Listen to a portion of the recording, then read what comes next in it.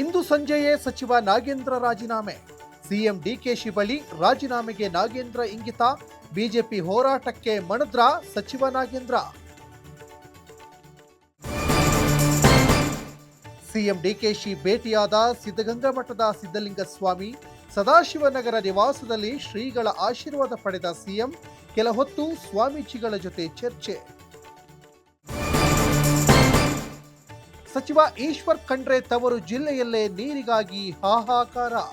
200ಕ್ಕೂ ಹೆಚ್ಚು ಮನೆಗಳಿಗೆ ಇರೋದು ಒಂದೇ ನಲ್ಲಿ. ನೀರಿಗಾಗಿ ಮಹಿಳೆಯರ ಪರದಾಟ. ಅಕ್ರಮ ಮದ್ಯ ಮಾರಾಟದ ವಿರುದ್ಧ ಸಿಡಿದೆದ್ದ ನಾರಿಯರು. ಕಲಬುರಗಿ ಅಬಕಾರಿ ಇಲಾಖೆ ಎದುರು ಮಹಿಳೆಯರ ಧರಣಿ. ಅಕ್ರಮ ಮದ್ಯಕ್ಕೆ ಕಡಿವಾಣ ಹಾಕುವಂತೆ ಆಗ್ರಹ.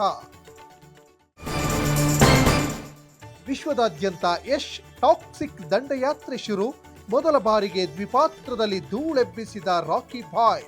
ಮೊದಲ ದಿನವೇ 100 ಕೋಟಿ ಕಲೆಕ್ಷನ್ ನಿರೀಕ್ಷೆ.